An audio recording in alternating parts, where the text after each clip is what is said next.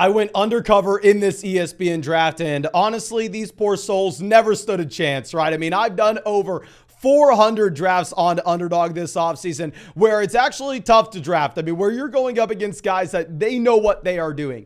Whereas here, I stepped into this lobby, and I'm assuming this was a bunch of high school kids. I'm assuming that these guys really are just stepping into fantasy football and haven't been here grinding all season. And it shows with this draft. Starting off in round 1, we went ahead and we took Travis Kelce at pick 5. Now, a big thing that I want to talk about in taking Kelce here is, if you are getting into a league, if you are getting into a draft where you believe that you have a strong advantage at both wide receiver and running back talent evaluation later on in that draft, it makes so much sense just for you to go ahead and take the elite level tight end early, take the elite level quarterback early. If you can find those running back values later on, if you can find those wide receiver values in the middle rounds. Now, this is why in those underdog drafts, right, where, I mean, they're pretty hard to draft in, where those wide receivers are going so high up and it's almost impossible to find wide receiver values late.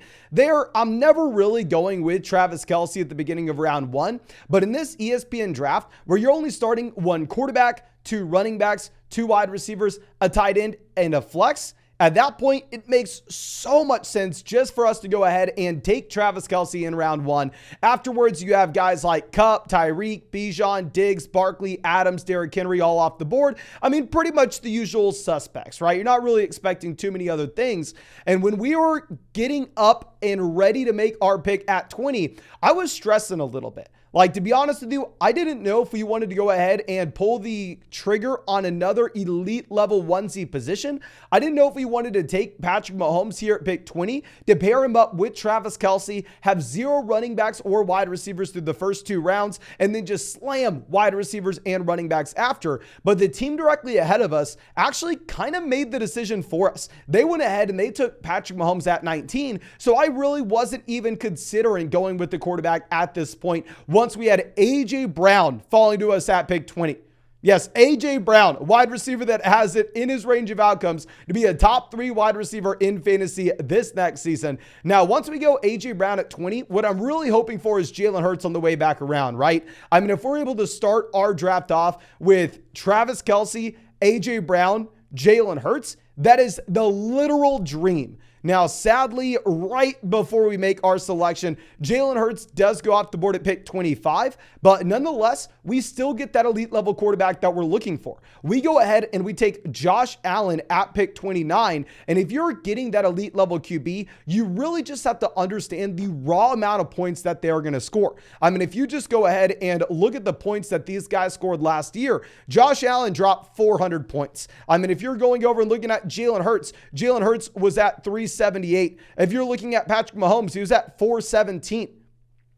Getting that elite level quarterback, especially in a league where you think you can find wide receiver and running back value later on, I mean, honestly, it's going to be the biggest cheat code you can have in fantasy football. And one other reason I love this Josh Allen selection at pick 29 is I actually got y'all a free Josh Allen special pick'em on Underdog Fantasy for week 1. Y'all know Underdog's where we're drafting every single night on the live stream. I mean, all my practice drafts I've done over there is what's prepared me to be able to crush drafts like you're seeing right now. And if you want to draft with us on the live stream tonight, tomorrow, the next day, we're doing it every single night until 2024. You can find that link to Underdog Fantasy in the description or the comment section of this video. If you sign up to Underdog with promo code FLOCK, they're going to match your first deposit dollar for dollar up to $100. Plus, you're going to get our 2023 fantasy football rankings that I used to draft this team, our 2023 fantasy football draft guide through a free trial on flockfantasy.com. This is best balls, so no time commitment at all during the season. So I drafted 700 teams that won $150,000 last year on Underdog. And make sure you're taking advantage because I worked my butt off to give y'all 3 free special pick'ems exclusive to people who use promo code FLOCK on Underdog Fantasy. And that first one's going to be Josh Allen for week 1 against the Jets. Now, going over to round 4, I mean, we really had a big hole at running back, right? We haven't taken a running back through the first 3 rounds. And I think at this point, this is when most people would begin to panic. This is when most people would say, okay, yeah, I need to, no matter what, take a running back in round 4. And they're going to go ahead and they're going to take Dameon Pierce, who is the best running back available according to ADP at pick 44.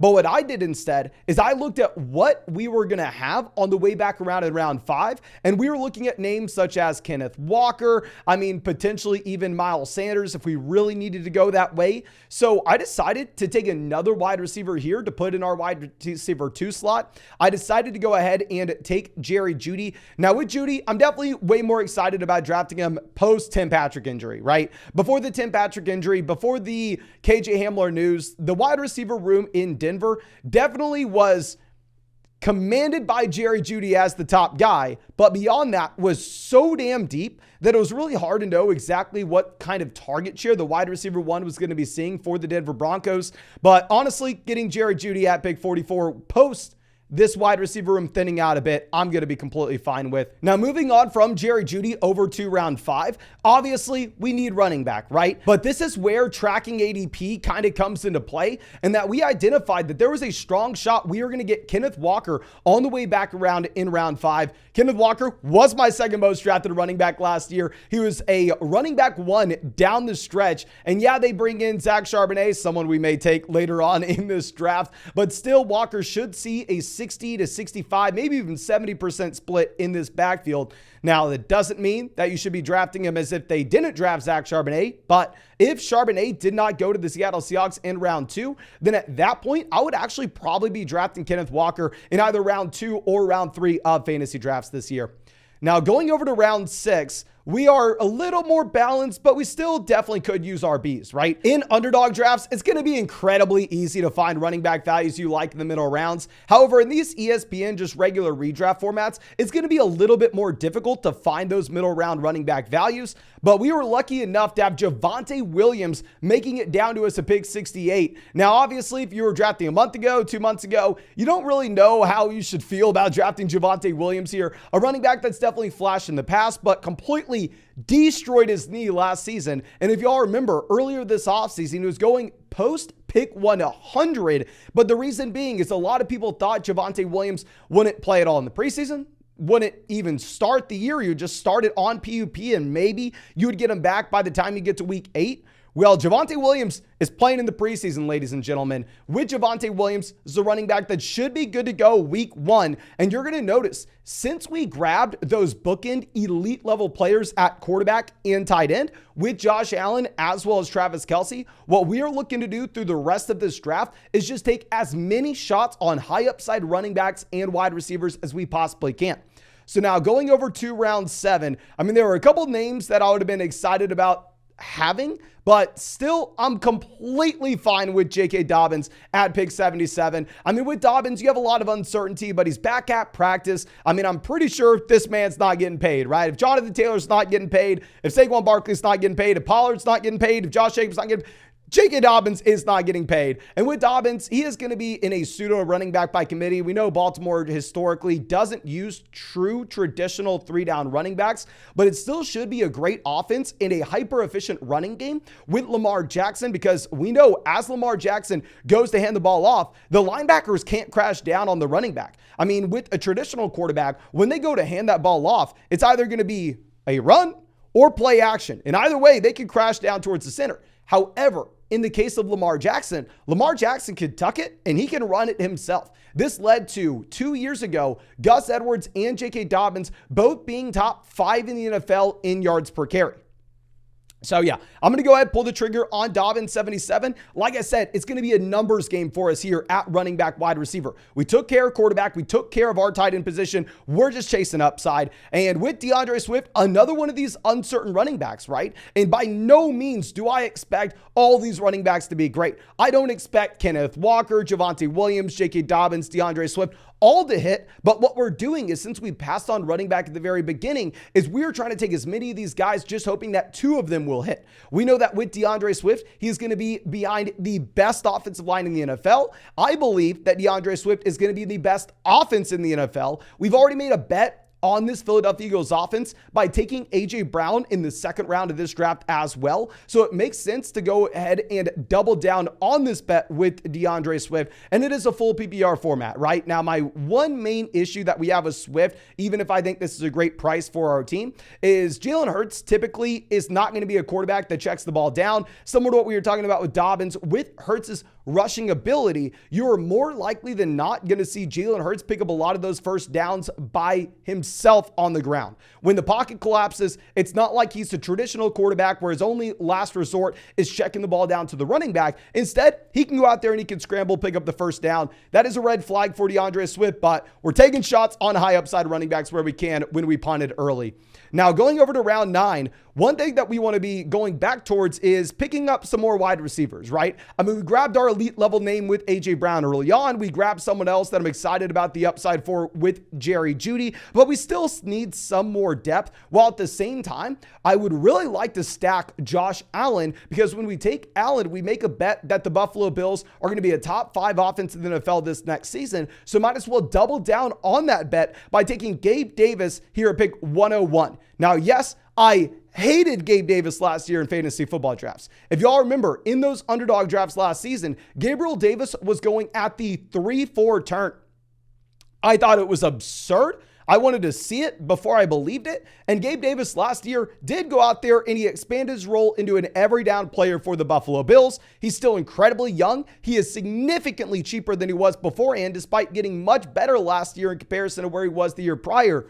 So yeah, I like Gabe Davis at this new price tag. If you're comparing him to the other names at wide receiver, such as Jacoby Myers, Juju Smith-Schuster, Odell Beckham Jr., and Zay Flowers. Now, going over to round 10, no surprise here. We are going to continue to take bets on young running backs. We're going to go Zach Charbonnet 116. Now, I don't take Zach Charbonnet so we can handcuff Kenneth Walker. I mean, in reality, I think in your fantasy football drafts, you should probably stay away from handcuff running backs when you can. The reason being is when we took Kenneth Walker earlier on, we made a bet that if we were going to be the one team in this 12-team league to win, that Kenneth Walker was going to be able to stay healthy and he would be able to hopefully give us close to running back 1 production. But I don't want to hedge that bet typically. It's just that Zach Charbonnet 116 going right before guys like Zach Ertz, DJ Chark, Darnell Mooney, Tyler Higbee, in my mind is the best value in a vacuum. While at the same time, this is a running back that does fit the mold we are looking for. Someone we can bench early on. If he sees an expanded role later in the season, that's great. But if Walker were to go down, then he probably is a low-end RB1, high-end RB2 in fantasy. Now, going over to round 11, we're going to continue running back. Elijah Mitchell. Now, with Elijah Mitchell, kind of a typical build of what we're looking for in this range. If we are ever so desperate, where those running backs that we took early on don't work out right, maybe we have an injury to DeAndre Swift. Maybe Javonte Williams isn't ready, and then we get to week 6, and we have a bunch of players on bye. If we really have to start Elijah Mitchell, we can. He's going to have a small role alongside Christian McCaffrey this next season, but I'm primarily taking Elijah Mitchell here just in case you were to have a Christian McCaffrey injury, and all of a sudden we can find a running back 1 that's going next to Adam Thielen in this draft, that's going alongside the defenses that are being taken. Because all of a sudden, if we can take Elijah Mitchell at that point and he turns into a running back 1, and we have the tight end 1 with Travis Kelce, we have potentially a top 3 quarterback with Josh Allen. It's going to be very difficult for our league mates to actually be able to compete with us at the end of the season. Now, going over to round 12. Yes, I called Kadarius Toney the worst pick in fantasy football earlier this offseason. If you don't know, we put out articles on flockfantasy.com. I made a video on the YouTube channel saying that Kadarius Toney, when he was going in round 6, was by far and away the worst pick in fantasy football drafts. But that was when he was going before Mike Evans, ladies and gentlemen. Here, instead, we are getting Kadarius Toney at pick 140. My stance with Toney, my stance with Sky Moore, my stance with Rashee Rice has remained the same all season now. I think that this wide receiver depth chart is wide open for these Kansas City Chiefs guys. They all have identical team investments where Sky Moore was drafted in the 2nd round. They traded a 2nd round pick for Kadarius Toney. They took Rashee Rice in the 2nd round. I think the probability of all these guys hitting is going to be comparable. That's why I'm going to take Kadarius Toney here because, I mean, now he's going about 50 picks behind Sky Moore. And yeah, I'll just buy the dip. I'll take the discount. Now, going over to round 13, we're going to go Tyler Boyd, just going wide receiver, running back in these later rounds. Round 14, we take Rashad Bateman as well. Now, these players at the very end should be players that we feel comfortable cutting at the beginning of the season, right? Because we know once we get week 1, once we get week 2 under our belts, we are going to have players that we want to pick up off the waiver wire that we weren't expecting to be great early on. And I do want to believe that I would cut Rashad Bateman if we have that intriguing waiver wire option week 1 or week 2. But at the same time, if he does flash, if he breaks out as Lamar's wide receiver 1, he would have the upside to move the needle. Now, going over to 15, we take Carolina. What I'm looking for at the very end of these drafts with our defense is just an early season schedule that I like, right? So here you have Carolina going up against the Falcons week 1. You have Carolina going up against the Saints week 2. So I think we can start them and then stream the position after. But thank you so much again for checking out the video. I really do appreciate you. Really hope that you got something from it. And as always, I'm streaming every single night on this channel. So if you have not done so already, drop a like, subscribe. And if you want to get in a draft with us on one of those live streams, you can find the link to Underdog Fantasy in the comments section or the description of this video. Promo code FLOCK is going to give you a 100% deposit match up to $100. Plus our 2023 fantasy football rankings, a free trial to flockfantasy.com. And make sure you are taking advantage of the free Josh Allen special pick'em that I got y'all exclusively with promo code FLOCK. Thank you again. Really hope I get to draft with you in a live stream tonight.